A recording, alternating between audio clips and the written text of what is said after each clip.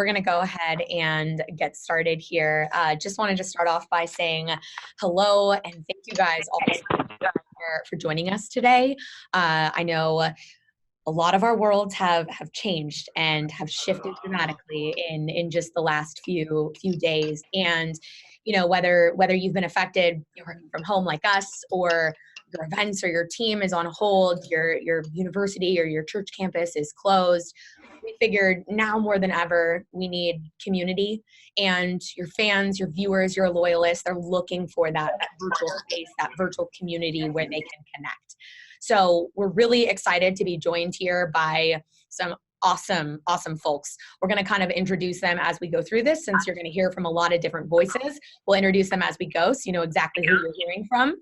But we thought, what better way to adapt than, as we go digital, learn from some of the best. They come from social networks, they come from digital live stream production worlds, and we're really excited for them to go ahead and share their stories with you. Start off by introducing ourselves. There are two of us here today who are going to kind of help lead the conversation. Sky. Thanks, Christine. Great intro there. And as Christine was getting going there, people are still filing in. We're so excited.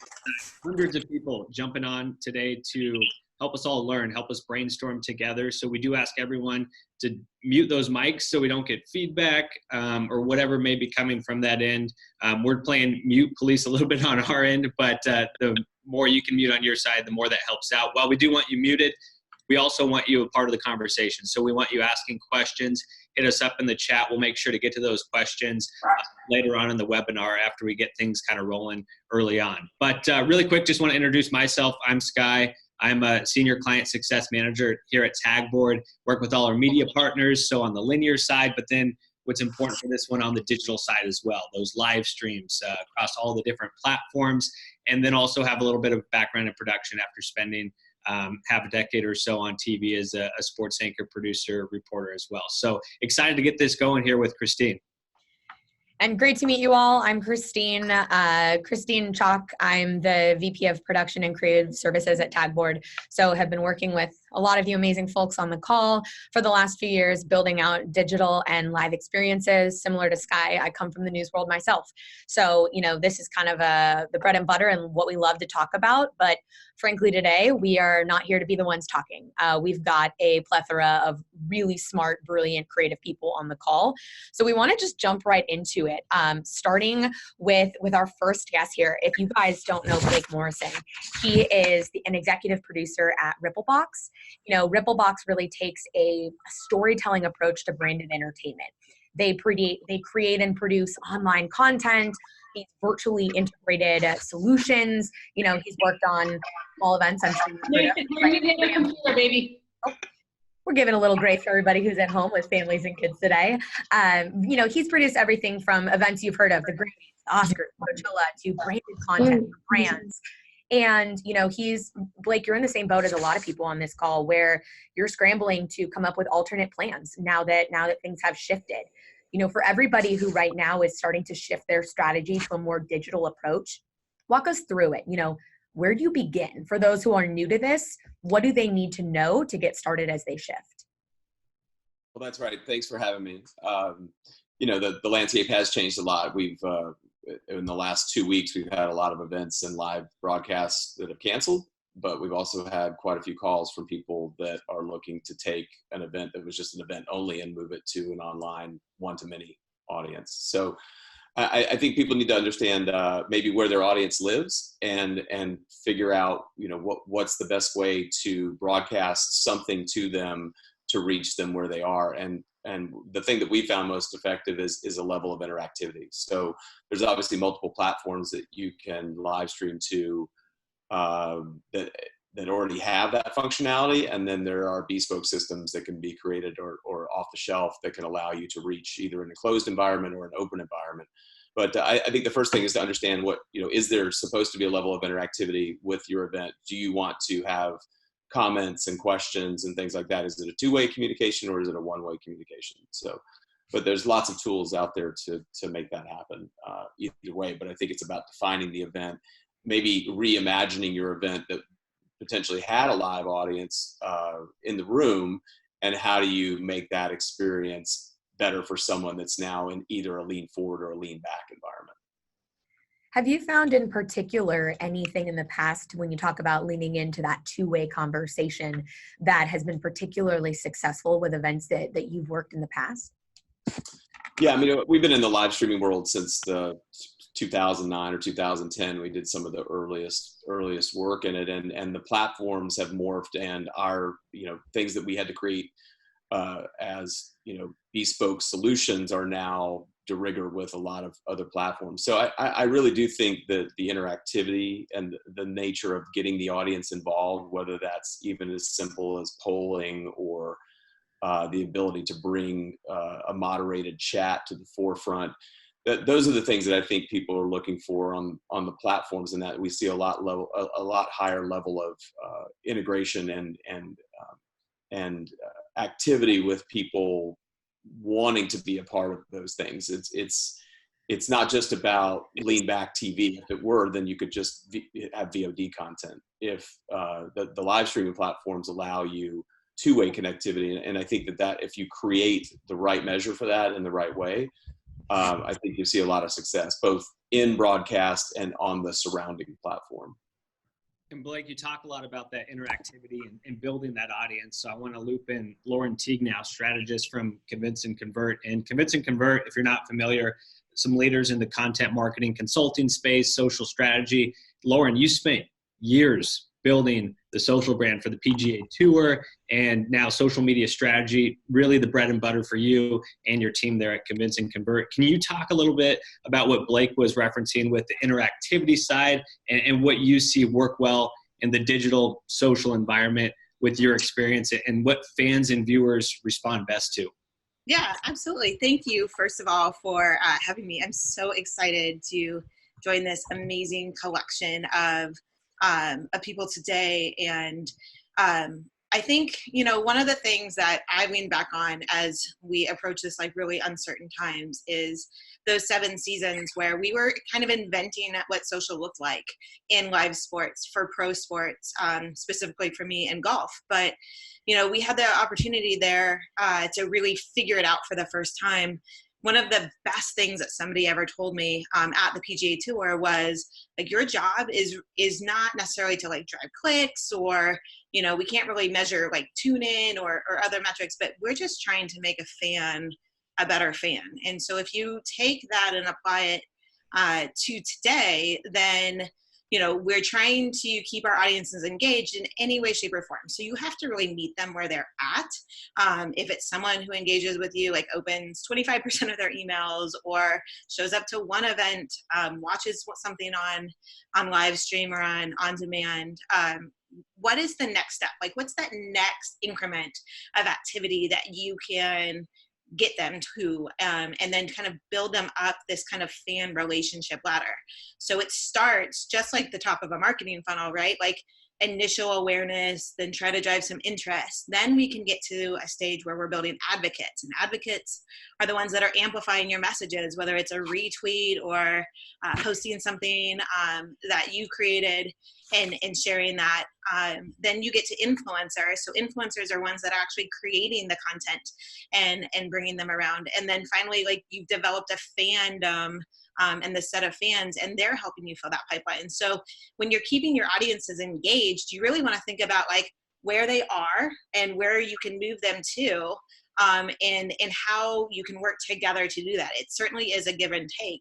And we can do a lot of that really fun virtually. So using social, using video, things that are behind the scenes is a really great way to do that. And you come from, obviously, you built the PGA Tour social channel from the ground up. So from the sports side of it, I know we have a lot of sports teams on. I don't have more content, live content coming in. We're not having our games. What kind of content plays if I don't have, the bread and butter there, which is my new live content? Yeah, if you have live sports, remember I, in 2008 to 2014, when I was running PGA Tour Social, we didn't have the fancy graphics, the fancy highlight packages, those kinds of things that lean so heavily and Twitter thrives on and live. So, going back to being a little bit more human, doing a little bit more interactive content, certainly leaning on employee generated content. So what can your internal put the camera on yourselves and say, you know, maybe this is a great time to go interview a GM, a coach, you know, just like we're doing right now. Just have them put their phone up, have them put a webcam up. Those guys are bored too, right? Those guys and girls are looking for things to do and ways to stretch their wings and stay relevant. So whether it's for recruiting purposes or just communicating to ticket holders and fans, like shining the light internally is a great way to do that. And then leveraging those fans and those communities. So just like you guys at Tagboard kind of got on the horn just a few days ago and pulled together this great group, you're leveraging your community, the people that you have. Certainly a sports property, a retailer, a live, you know, a media company can rely on that community that you've cultivated. And even if it's just popping on for like 30 minutes, you know, once a week or on the weekdays to say, hey, you know, like this is a weird time for everyone, but let's just stay connected. I think the more that we become socially distanced, the more we need to stay socially together. And using these technologies is a great way to do that. And hey, if you can roll in, like, you know, if you're a league or a property and you've got media rights that ESPN can't show full games right now because those media rights are locked by the NBA, the NFL, the PGA Tour. So if you have the media rights to content, be giving that away, be getting that to your audiences in a way that they can consume or that they can do something with as well. Awesome. And I'm seeing a comment coming in from Frank echoing off of what you were just saying, Lauren, of people using best of and highlights and replays and having bracket-like battles of their favorite sports moment on social media. I love that. It's such a simple way to interact, like we were talking about earlier, Blake, that two-way interaction. I want to bring Tim Glomb into the conversation as well here. Tim is the VP of Content and Digital at Cheetah Digital. And for those who are unfamiliar with Cheetah Digital, they're really helping marketers drive a customer relationship from start to finish. You know, how can we offer this unique value exchange with customers from the very beginning until the very end? But that, you know, Tim has a lengthy experience in all kinds of different live production, you know, formerly a producer at MTV and to production houses. And something that's really unique is, you know, Tim, you have produced dozens and dozens of live concerts as a broadcast version. And that's something I think a lot of folks are going to tap into now, bringing these live events into a virtual, whether it's houses of worship who are trying to bring their worship to people at home. We've seen a lot of musicians who are doing live concerts on Instagram Live. So this is certainly something that we're going to tap into. You know, Tim, in your experiences, what are ways that we can effectively engage a digital audience that's a little bit different than, you know, engaging somebody who may be live in front of you? Yeah, it's a good topic, and you know, Blake has really led the charge here. We worked together when I was VP of marketing for Mark Cuban's television network back in the day, and Blake was at AEG bringing those concerts. We do the big screen, right? Broadcast, big screen TV. Blake would do all the behind the scenes things like he did so well at the Oscars and the Grammys and things like that.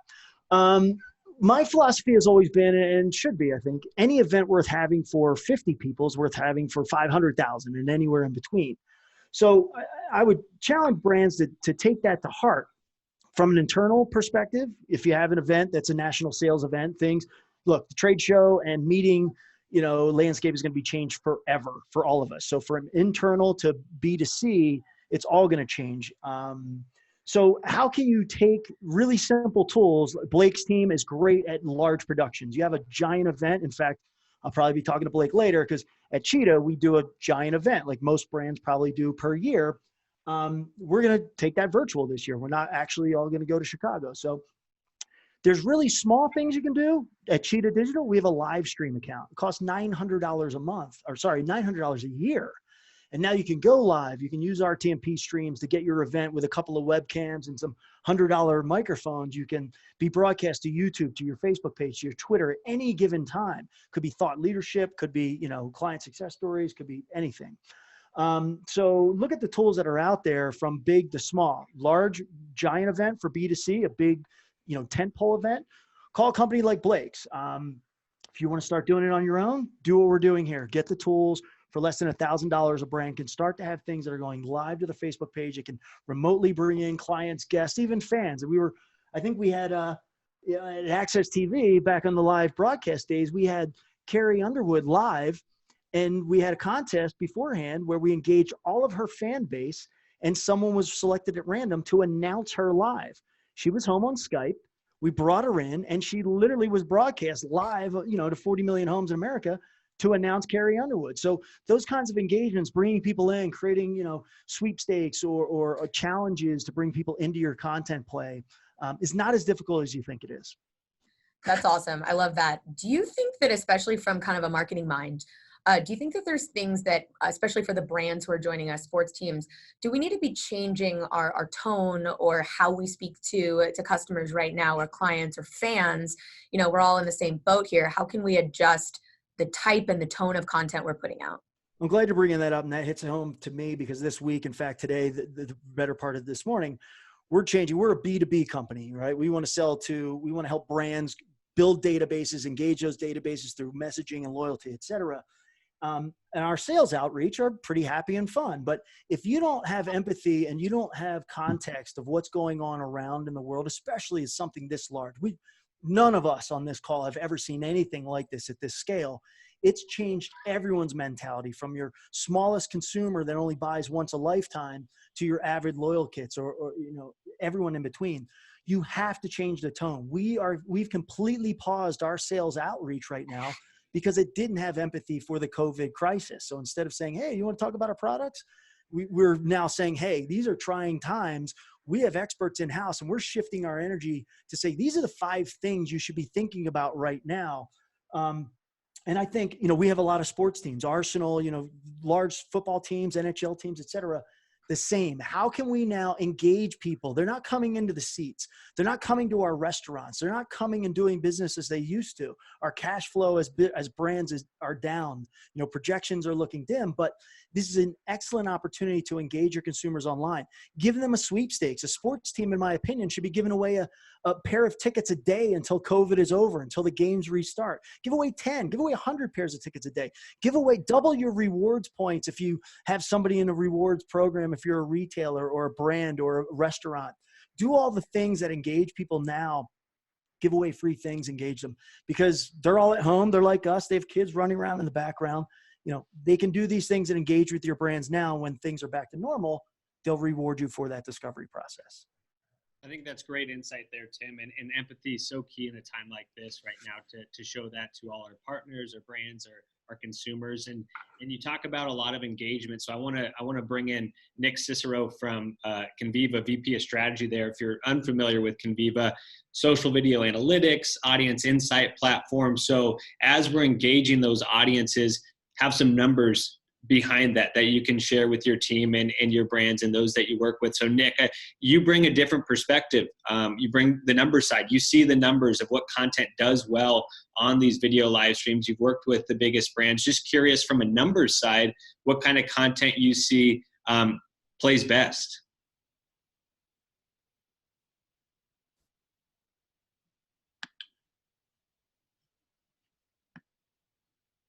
Seems like he's really stumped. Oh.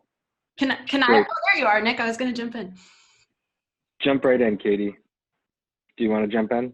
No, I want you to go, and then I'll speak. Okay. All right. I was just going to say, what we've seen is a lot of folks that are actually diving in a lot more to that interactive video. I heard a few folks talking about that earlier. So traditionally, I think that we can get into the lull of chasing the next event in the sports space.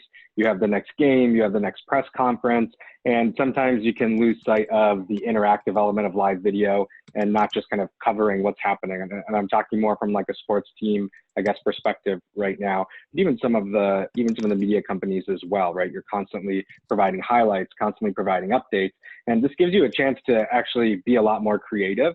And I think that everybody now is able to take a break. Believe it or not, I know it probably doesn't feel like a break in some ways, but you're not covering the same type of content that you would traditionally be covering.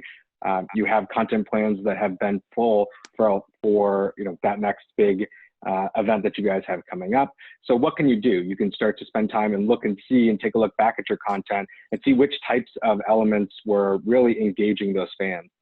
So on the live side, I think that before we see a lot of press conferences and kind of behind the scenes content, but really what we have found is, and Katie's on the line here as well, but for platforms like Facebook, for example, there's huge folks that are there tuning in and watching content, whether that be, live streamed esports that's taking off right now, full length sports matches. So today I saw an article in Front Office Sports about the Giants going and, putting up more of their old licensed content on YouTube and streaming that and being able to add an interactive element to that.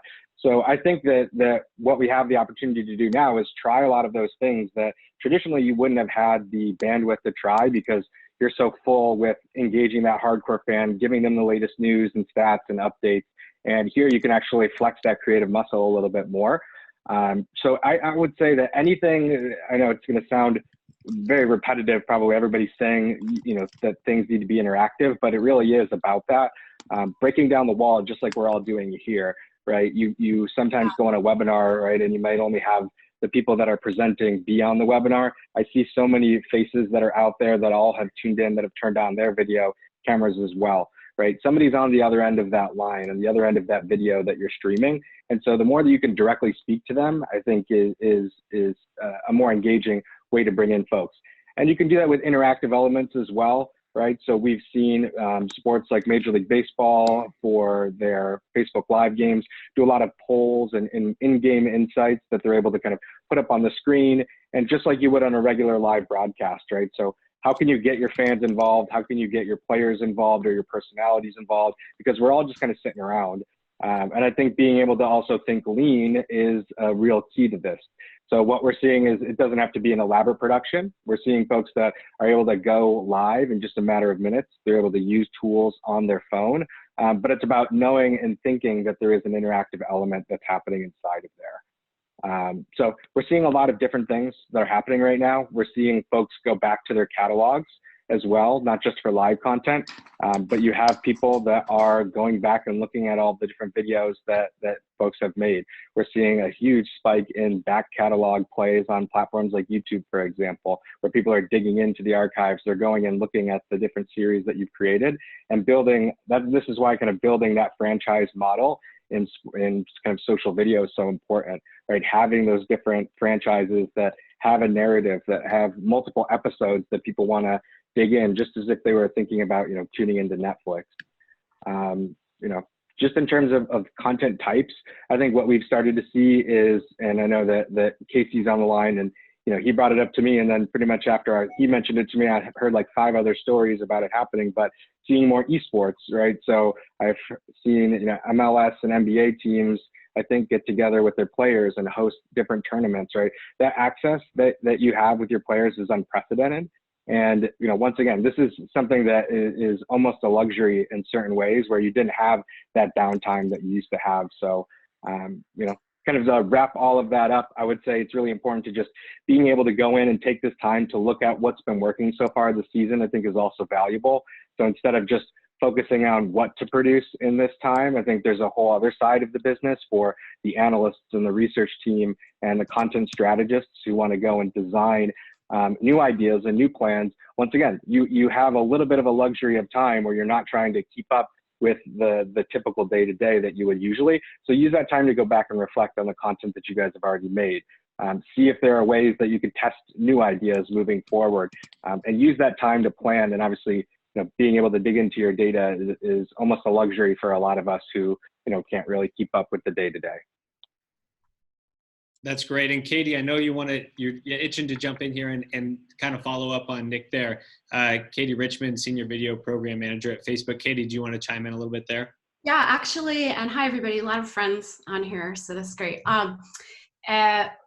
When I was back at ESPN, one of the biggest things, and I think we were just a little ahead of our time, was we were really trying to push our content teams on cutting room floor material, so rights cleared archival content. Think ESPN Classic, right? You have the rights to redo it. And it's really hard to get over the hump internally of people thinking that the newest stuff's the best stuff. You can get 2 talent, get their favorite, base MLB moments of all time, use polling, right? And one of them wins. There's a ton of easy games using the tools you have. Because I think I keep hearing the word interactive in my job and it stops meaning anything. So interactive like this, I think this is what we think of, but think about interacting with your old content, right? Or, you know, mystery science theatering old video that you have of yourself, or sticking a camera and streaming your day and giving people like following the comments and talking to them as you, if you're, I don't know, a chef, you're preparing a dish. There's a lot of great tools now that are hands-free for creators, cameras and stuff like that. Really like the Mevo cameras for that, DJI Osmos for that. But yeah, I think I just wanted to jump in and say, like, sky's the limit. It's really like we have the tools now to do these things, and we got to get back to being creative, I think, in storytelling. I totally agree with that, Katie. And while we have you on the big screen here, you know, you've really helped build a program at Facebook that focuses on Facebook Watch, you know, enabling all of your amazing media partners to tell these really community-based stories, community-based video experiences. And I think that that's something that, you know, we all have our phone in our pocket where we can connect with each other on something like Facebook Watch, and it's accessible to really big TV networks, tiny little 5-person brands. You know, talk to us a little bit, like, what are best practices you can share for people who are turning to Facebook Watch at this time? Yeah, I would say that, I mean, a lot of us are in the video space as it is, and probably have a really long and high-end list of encoders, tools and services. Those are all great, but really don't shy away from your phone, right? So the native applications to do this stuff, they've gotten really good. You know, look, we know not everyone, I'm looking at Tim's mic, you know, some people have like either professional setup or they're doing this all the time. For those of us that are in the boat of, we're not streaming regularly, we do other things and we're using streaming to present those, I think you really just got to do it and get comfortable. I don't personally, I'm a producer, I don't like seeing myself on camera, it is awkward. You just have to get over that hump. And I think for me, apologizing at the top and saying, I'm uncomfortable with this, give me a few, you know, that's what helps me. It's sort of like an apology. And we actually have pretty much a very apologetic audience right now, I think, with everything going on in the world. They just want to hear what we're saying, and there's less scrutiny on the quality and if we have some little hiccups and things. So the bar for that stuff, I think, is lower than it's ever been as far as like getting in the game. Now's the time to do it. I agree. And Tara echoed your thoughts in the comments saying, you know, social distancing is really bringing people together in a non-polarizing way. You know, we all want this escape. We just want to connect. At first, on a lot of my calls, I kind of cringed. I'm producer too. So I'm poorly lit. I'm in my tiny little office. I would kill myself for that, yeah. We're all getting over it. We're all in the same place. We got kids and dogs running around in the background. We're all giving a little grace.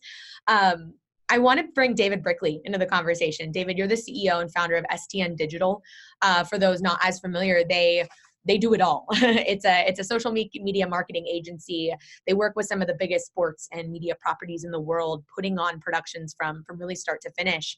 And I saw recently a LinkedIn post from you that I loved, where you said that, you know, things aren't really one size fits all. You wouldn't put a radio commercial on TV, and you wouldn't put something TV on social. And we're all having to pivot a little bit. What are your recommendations for people who are producing for a platform that's a little different to them now? You know, what do we need to know to pivot in just how we're putting content out there? Yeah, you know, I think the main thing I've been thinking about during this whole situation is just being genuine to the audience, but also I think as brands, just how big we can be in people's lives right now, right? I think this content that we're all talking about right now can be extremely therapeutic. It can be something that provides escapism for people. I think we've all gotten those different situations where we watch the news for 4 or 5 hours and you feel dark and you feel depressed, and it's not a good time. So, you know, I think overall, the way I'm kind of looking at it is really how we look at social overall is being genuine to the audience. And I think being genuine to your audience right now is people are a little scared. They're a little bored. They're kind of in an interesting place right now. And, you know, even like I've seen, you know, as a basketball fan, I can't wait for the Chicago Bulls 6-part documentary with Michael Jordan. And there's talk that ESPN may release that early. And I'm like, that puts a smile on my face. That's important to me. It's important to a lot of people. I think Disney Plus did the same thing with Frozen 2. You know, John Legend just did a piano little concert series last night on Instagram Live. So these are things that I think you're honestly looking at your audience and trying to provide a little escapism or positivity for them right now. And I think whether it's social, whether it's linear, whether it's online, I think all that stuff is important right now. Yeah, I agree with that. As far as, people who, I love the concepts, I love the ideas, even getting down to some of the execution of it. We get a lot of questions on how long should it be on social media, or do I need to add captions, or do people listen with sound, or what platform should I be on? What types of really executional things for people who are just getting started here do they need to know? Yeah, I mean, getting super granular, like we know that 80% of people watch on mute, maybe not so much right this second though, right? Because they're in the comfort of their own homes and not, bugging their coworkers and things like that. But, we're really big on making sure that you're just being genuine to each platform. To mention your last comment, the reason I'm so big on TV is 16:9, 30-second promos that are meant for linear. They just tank on social. They just don't do well because you're not being genuine to the platform. Social is overall a vertical platform. It's something that people are trying to digest in a short amount of time usually. And even things like you mentioned, subtitles are important because a lot of people watch on mute. So those are the things I would focus on, like just making sure that your content is formatted, whether it's IGTV or Twitter or YouTube. There's different, I think, best practices. And I would be happy to send anybody kind of our quick best practices deck for anybody that would like that as well, because it's small little things in the editing process that can really make your content be perfect. That's so good, David. And I want to bring in our final panelist who hasn't gotten a chance to speak yet, but is doing great stuff in the chat there, Gabriel Sanz from Reddit. Gabriel, you're providing good insight in the chat, so let's bring it to the main stage here as far as we're talking about these different communities, and you have this amazing digital community on Reddit. Let people know, whether it's sports, news, brands, higher ed, how they can interact with their community that's on Reddit and then bring that where it needs to go.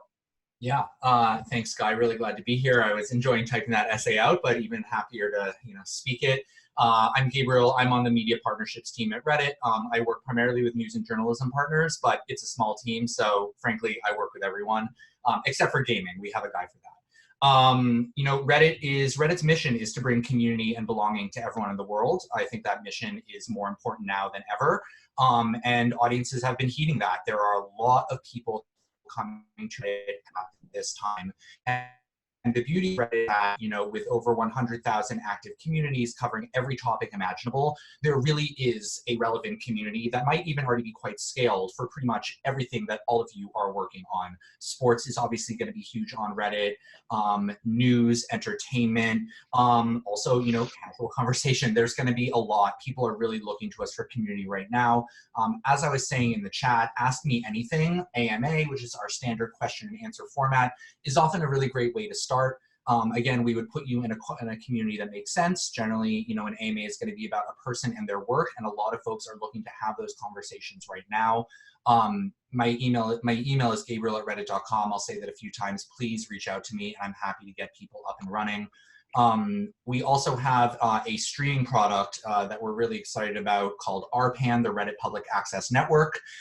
It is our first foray into broadcasting. It is a relatively new product. Fortunately, it is now on 24/7. There is an open call for streams. These streams are generally going to be very interactive. Everyone's been saying that a lot. The case is very much true on Reddit. And the difference between Reddit and other streaming platforms is that, on most other platforms, the architecture is organized around individual profiles, and then people follow those profiles, and that's how you reach your audience. On Reddit, it's going to be a little bit different. It's more about the community. So your stream gets more visibility if it gets more upvotes. Conversely, more downvotes means less visibility, but it has nothing to do with your following. So if you are, putting really great content out there, even if that was the first time that you've really been on Reddit, there's a substantial audience opportunity as far as tune-in goes. And then on the flip side of that, I'm sure many people are hungry for content right now, especially in the sports world. Reddit is an endless supply of content. The key is just, knowing how to find it. I'm certainly happy to help with that. In addition to our Tagboard partnership, we have other content discovery tools. We have, custom feeds that allow you to view multiple communities at the same time.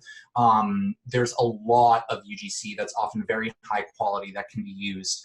in many different ways, not to mention, the outputs of your own engagements on Reddit. A lot of where we've seen success with Tagboard partners has been they've done a really engaging AMA, and then they've taken some of the best questions from that AMA and turned that into content on its own. That could be in video format, that could be text-based, that could be on broadcast. So, the key is, honing in to find, what's going to be most useful to you. And that's certainly something that I can assist with. But we've seen tremendous growth, across the board with a lot of people really looking for, high quality information, both about, current events and news, but also, coming together, how people are, coping during this time and, personal fitness, cooking, like there's just so much that's happening. And we have had, a lot of folks reach out to us who are doing IRL events, like a book conference, which has now turned into an AMA series with book authors, in our books community, which has 16 million people in it. The audience is quite substantial. And again, my email is gabriel@reddit.com, and I'd love to work with any of you to start developing an engagement strategy, and ideally also a sourcing strategy. We say that we look to get folks on an engagement flywheel on Reddit, which means that the activity that you do on the Reddit platform actually has an off-platform output that you can then leverage, and then that can inform more on-platform engagement.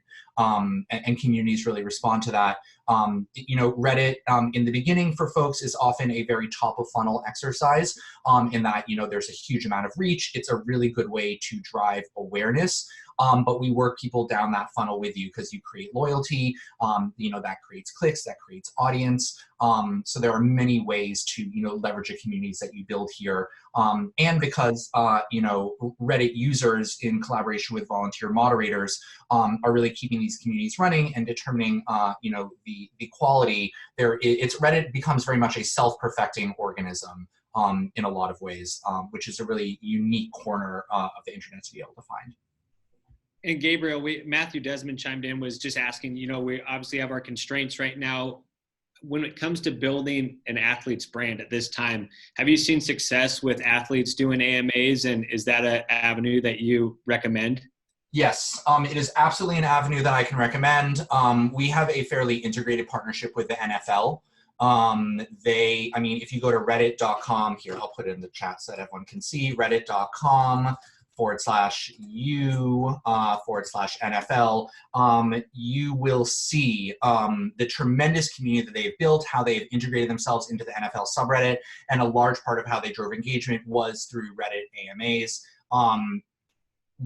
Communities would love to hear from athletes right now. The response will be very, very substantial because, again, an AMA is about a person and their work. So who would be more interesting to ask questions to than an athlete? AMAs can be done in groups. We could have a whole team do one. We can come up with unconventional AMA formats. And not to mention, other characters on the scene that are going to be interesting that don't necessarily have that name level recognition. When we were gearing up for the Super Bowl, one of the most engaging AMAs we did was with Super Bowl photographers. You wouldn't have known their names, but they have been, on that job for the past decade, if not more. Those are really important folks to ask questions to. So I think this is another opportunity for people to consider, what are these, nuggets of opportunity that may be hiding in plain sight. Anecdotally, we said that one of the most successful AMAs we ever did was with a vacuum cleaner repairman. And I think that, finding out what your equivalent of those could be, in addition to, the athletes that now have more time on their hands who are looking to engage with their fans, pretty much all of that is going to be on the table. And again, please don't go it on your own with AMAs. There is some nuance to navigating Reddit. It makes much more sense once you kind of get into it. But I have executed over 1,000 AMAs in the past 2 years. So I trust me when I say I know how to do this well. And I actually do have bandwidth for all of you. So please work with me, and I'm happy to get everyone, set up for success. Awesome. And thanks, Gabriel. We are getting a ton of questions coming in. I want to get to some of your questions. Alex from Stadia Ventures, you asked, what alternative ways are there to commercialize a virtual event or conference? I know it's a really sensitive time where we are all trying to be careful about asking for money in this economy, but we also realize that in order to have these great events that go on, in some essence, we do need to continue to market and commercialize. For any of our speakers who want to jump in, or I know, Tim, you mentioned that Cheetah Digital is going to take their event as a digital event. You may have thoughts on Alex's question. Yeah, and sorry, I don't have context to Alex's question, but we're absolutely going digital. If you rephrase, I can kind of give it in context of what we're doing. I mean, we took a multi-million-dollar event that was very successful last year, and it is completely virtual this year. I'm in the throes of that right now. Absolutely. Alex's specific point, though, his question was? Alex's specific question was just, are there any alternative ways to commercialize a virtual event or conference to help keep businesses, keep doors open? Yeah, I mean, absolutely. Again, live stream. I love live stream. There's plenty of platforms out there. Live stream was acquired by Vimeo last year. It's a solid platform. It has great software that almost anybody can learn. It's free to download. You turn your laptop or desktop, whatever you have, as long as you have some power, you need a good graphics card, you can literally go in there and have multiple streams. In fact, it's so simple, like a Zoom, if you wanted to bring in remote guests or whatnot, you could give them a specific Chrome link that brings them in, so that instead of looking at tiles like this, which is effective, but you can bring a professional feel. You can do lower thirds, little PNG, animated or non-animated graphics to bring things up. You can tie in your cameras to it. Sling Studio is another really, really low cost mobile unit, creates its own hotspot, and you can use Apple devices or get camera links to bring professional DSLR cameras. So any event you have, you can take mobile, you can take into production as long as you have good internet and you have a decent machine to process it. And then from the monetization standpoint, there's a litany of options there. So you can literally turn on paywalls and gates. You can literally just gate content by making people give you an email address from a lead generation perspective. But the tools are there. But make no mistake, I'm not suggesting you turn your large events and national sales meetings and everything into we're just going to get a laptop and try this on our own. There's a lot of pitfalls. And this is where, companies like Blake's and Ripplebox really do it well and make sure that things are buttoned up and they're produced and they look professional and people want to come back. They want to engage. But it's always great to test the waters for yourself. And we're literally going to in-house produce ours, mainly because we have full-time producers that are broadcast experts and know how to do live IP streaming stuff. We're going to produce our own event and save probably $2 million and bring probably more people. Now, it's not press the flesh, but again, we think regardless of when this crisis is over or clears or gets back to some sort of normalcy, I think there's still going to be hesitation of traveling.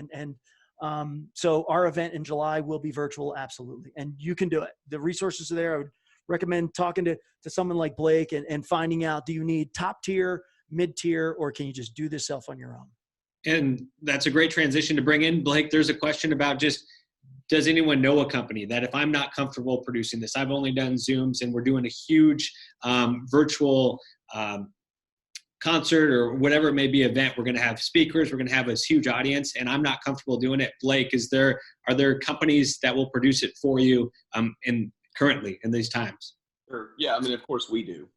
There are lots. There are several in the space that definitely do that, and some of the streaming platforms have those contacts.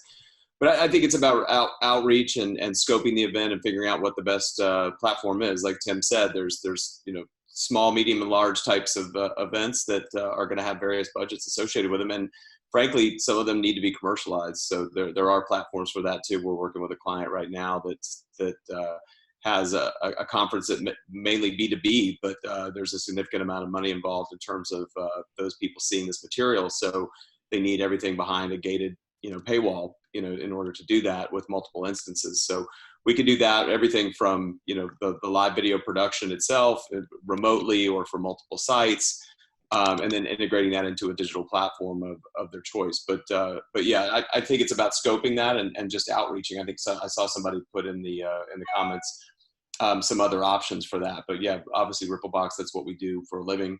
So any size event, it's worth having a conversation about what the most cost-effective solution is. Some of these are relatively inexpensive. So, and then following up on that, Blake, David, did you have anything to add to that? It seems like a natural transition to you as well. Yeah, I mean, we've as well helped produce a lot of events, whether we're also doing the technology or just helping people produce it. I think there's a lot of things, I mean, all the way down to cue cards and questions and all those different things. So yeah, a lot goes into it. I think, you know, the way we approach live streams is just like a television production. You know, we're going to have a run a show. We're going to make sure we prep our guests. We're going to make sure we do rehearsals and mic checks and really all those things that I'm sure Blake and everybody else on the panel too is doing those same things. So it's not as easy as it looks. Like you say, you can't just turn on a laptop and hope for a high quality production, but there's definitely a lot of great companies out there that can help produce those live events. Awesome. And one of the other questions we've gotten here, and we've gotten this especially at Tagboard from a lot of folks, is a lot of universities are debating making their graduations virtual. You know, we're also in the season of the time where this is when prospective high school students are normally visiting campuses to decide where they want to go, and we're having orientations and things like that, especially graduation. It should be one of the happiest days of people's lives there. They're asking for recommendations on how to make these events engaging in the online space. You know, kind of open it up for any of the speakers, or especially if you want to come back in here. I know, Lauren, you're really an expert at engaging online communities. If you have any thoughts when it comes to kind of that higher education or these special moments. Yeah, thank you. We work actually with a lot of higher ed clients at Convince and Convert. So we're actually working through this challenge with many of them. You know, some universities are used to like live streaming a graduation, but that's really just pointing a camera on what's already happening, right? And letting proud grandparents and aunts and uncles, like, you know, send in kudos and hearts. But I think that's certainly something that universities are going to have to look at for graduation. And truly anybody, as we've been talking about, who has a physical event that is scheduled to be on for the next 6 months. I mean, I think you really have to look hard at that. I'm actually a partner in the Events Sports PR Summit, and we had 2 events scheduled for this year. And we are speaking in 2 hours to talk about contingency plans for that. You know, and if you have an event that's small, you know, maybe you can create some sort of gated symposium. Maybe you open up your content to everyone. And if you're doing these massive events, you know, it's not really great engagement for anybody to sit on a video for 2 hours to wait for somebody's name to get called if they can't walk across the stage and get that diploma. So what are some other ways that connect offline and online? Maybe it's a mass send of everybody's diplomas so they show up on the same day with a hashtag so that somebody can put the picture of, you know, them getting their diploma. And what are some ways that we can take that offline experience and then create online ways to like activate around that? So certainly there's going to be a lot of creative thinking and ways to do that. But sure, you could have the speakers on stage, you could create some sort of virtual thing that looks just like it always has. But I think now is a really great chance for everyone to take the limits that we're facing and the constraints that we're facing and be inspired and come up with new ideas and come up with new content. And certainly every single one of the people here on this call that has expertise in this, you know, we're seeing it from different things. We're working with clients right now to do that. And I think I'm just so excited to see, you know, once the frustration and the uncertainty wears off, what the inspiration and the new marketing, the new events, the new engagement truly looks like.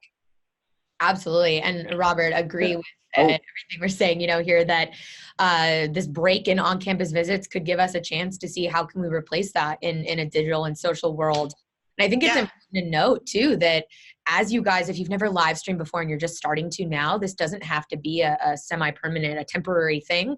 This is something where if you start to amass that digital audience, you know, would love to hear somebody talk a little bit about, for those who are building a brand new audience now in a temporary form, how can you turn that into a permanent campaign where you build this audience and you be able to carry it out even when life goes back to quote unquote normal?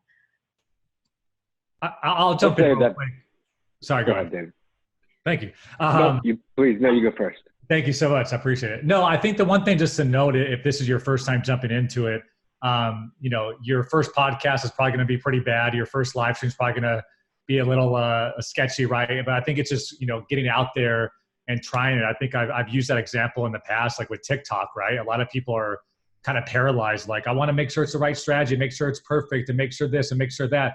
And at the end of the day, nobody's going to remember your first 10 posts on TikTok a year from now. So get on TikTok and start playing around. So I think those of you that are like entering this new era, I guess we should say, I'm watching SportsCenter where they're bringing people in via Skype and it's blurry. And I think this is the time now where nobody's going to really judge you for lack of quality, and they're just going to applaud you for going out there and trying. So it's an important time, I think, to just try. Nick, did you want to jump in on that too? Yeah, just kind of tying back into that. I mean, and even David started to mention it in the comments with Lauren after we were talking earlier, is this is the time where you start to build and test those new franchise ideas. So just because you're experimenting, and it could be in a live setting today, doesn't mean it always has to stay in a live setting. So being able to go and try those different elements, but once again, thinking about that franchise model, because ultimately then the work that you're putting in is going to actually build some more kind of tentpole pieces, I guess you could say pillars of your content strategy moving forward, right? I think that we're seeing so much more people kind of they go to your page to consume the content that they like, and not everything that you put out is going to be a hit. Not everything that you put out is going to interest everybody equally. And I think that's the other thing, is that you have different audiences. Oftentimes we get all tied up with the fact that, we all manage one Facebook page or one Twitter account or one YouTube channel. Some of us might have more as you're a bigger organization, obviously, but ultimately you have one audience, and you're never going to be able to really hit all of those different audiences with every piece of content that you put out there.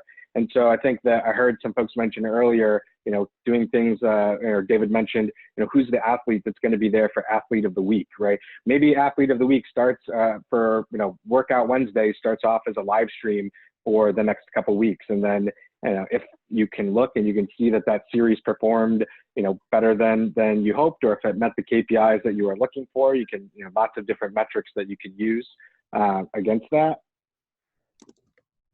Oh, it just crashed. I think I don't know if my Zoom crashed or your Zoom crashed, but basically being able to go back and look at those different series and being able to see, okay, great, did Workout Wednesday perform well? Then when you actually get back into the swing of things, you will be able to say, okay, great, Workout Wednesday is actually something that performed really well. Maybe let's move that into a more non-live series. And this is also, you have companies like the Eagles that we work with at Conviva. And what we've seen is the Eagles or other teams like the Chiefs or the Dolphins that have really built these franchise models. Once again, now they have an inventory of diverse content that people can go back and look for. So if you haven't started, this is a great time to actually start building and identifying what could those different series be that you guys go and create, and then being able to test it and take the ones that work and bring them into kind of your full-time strategy, maybe moving out of this.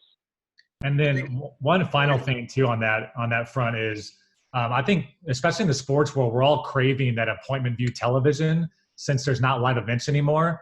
And I think, like you mentioned, Nick, like who's going to be the athlete that steps to the plate and does every day at noon, he does a workout series or she does a workout series, Friday game nights on Twitch. And, LeBron and Anthony Davis are on there every Friday at 5:30 p.m. Pacific. And I think we'll really start to look forward to that again as that escapism content. And that's where I think we can really step to the plate and provide that appointment view content for folks that are so thirsty for it right now. I would also encourage everyone to think about this as an opportunity to potentially create new audience. 41% of Redditors aren't on Twitter. 14% of Redditors aren't on Facebook. 38% aren't on Instagram. 58% of Redditors aren't on Snapchat. And we have 430 million visits per month. So you can do the math and see that this is like a substantial audience share that literally does not exist on other places. And they're going to stick with you even when this, cloud hanging over us, has gone away. Loyalty on our platform is extremely high. And to the point that everyone's making, this is absolutely the time for experimentation. RPAN streams are ephemeral. You receive, VOD, so you can have a record for yourselves. But the entire product was designed to feel charmingly vintage. People are all figuring this out together. And if you really are able to approach this audience from the mindset of participation rather than promotion, knowing that the promotion will be implicit by virtue of the fact that you're operating as an official organization, I think there's a lot that can be gained from that in the short term, medium term, and frankly in the long term as well.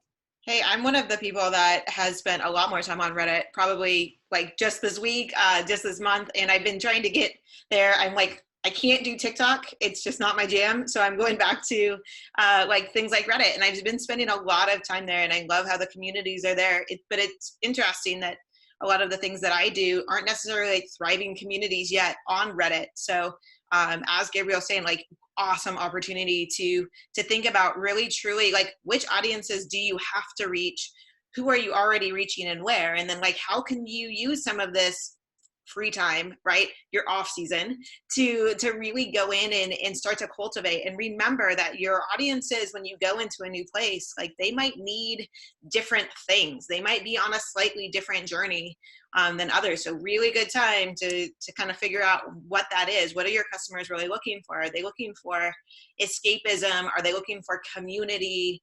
Are they looking to create content and be more proactive and see some opportunities in building their own brand? And then like, how can you really help them do that? And it is going to look so different on Reddit versus Facebook Watch versus TikTok, and even in your email programs and things like that. So just revisiting kind of those basic principles of marketing and making sure you're dialed in with what somebody needs from you and what you can offer them, especially in uncertain times. It's a really great way to let anybody win and begin to continue to engage those audiences. I think that's awesome. And David also just chimed in too on the chat too. The question was asked, small business, new to this, so much out there. And we may paralysis by just so much going on. Where do I start? What's my tone? All this different stuff. And David made a good point. Just be authentic.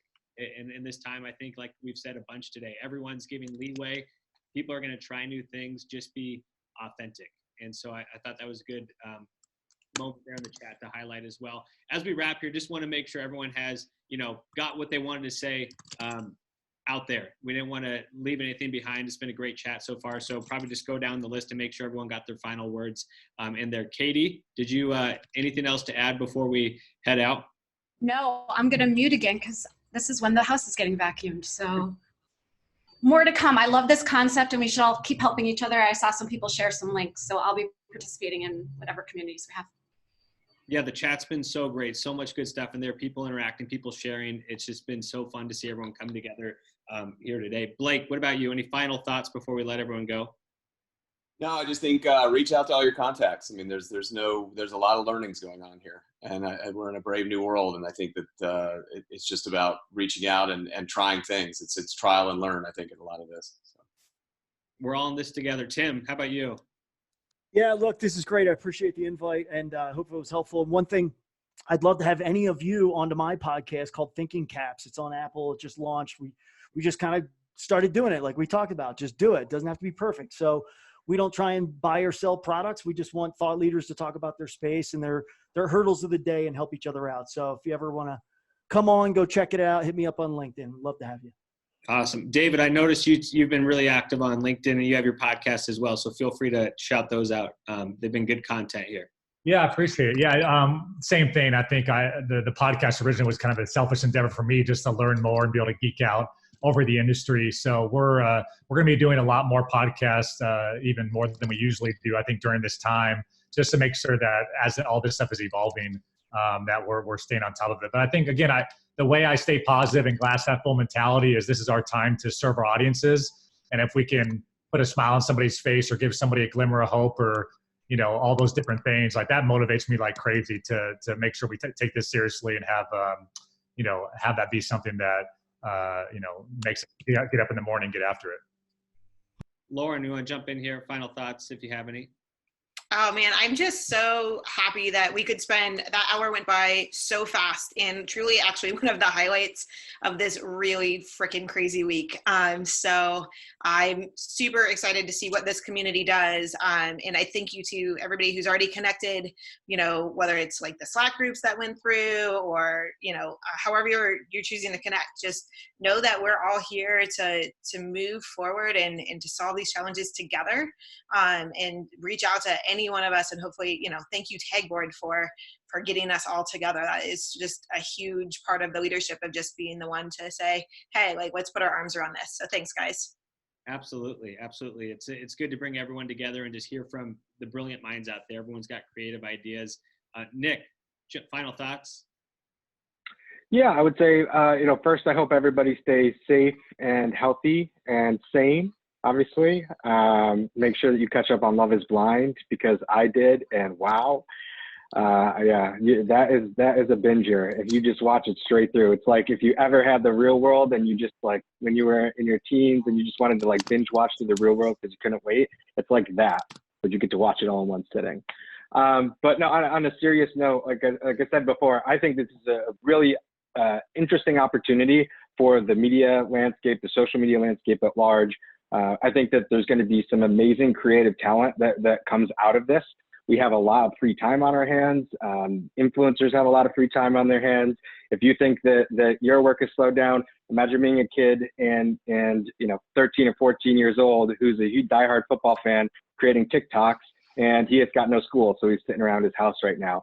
So I think that we're going to have a really interesting wave of creativity coming out of this, and I hope that each and every one of you are a part of that in your own flavor.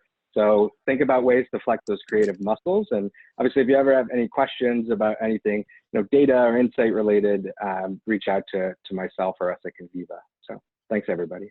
And Gabriel just hit you in the chat with the Love is Blind subreddit, so you can find that and find You can spend at least 2 days rifling through that, and then I'll send you. Damn you, Jessica.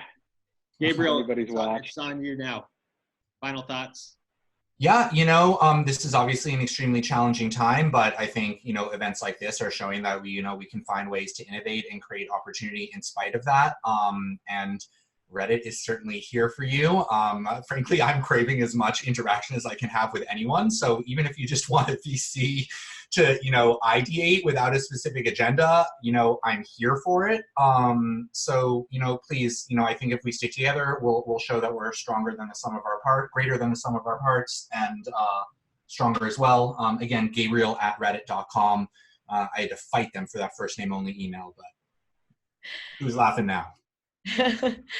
Well, huge thank you to everyone who took the hour, to all of the amazing guests who shared their wisdom. We will share a recording of this full session to all of you, and we'll get you guys I know we've been going crazy with LinkedIn links and links here in the chat. Want to make sure we can all stay connected after this. We'll make sure you guys have the emails and the info you need to connect with anybody who was here speaking today. Since we're all bringing up podcasts, we have storytellers on our podcast as well. If any of you are bored at home and looking for something to do, you're all amazing creative minds, and we'd love to have you join the hashtag Storyteller podcast. But in general, let's continue to share ideas. Please feel free. I'll echo the same statements that all of our amazing guests said. We're here to brainstorm, whether it's with an agenda or without one. If you guys have a specific event in mind, or you just want to look for great ideas, we're at success@tagboard.com.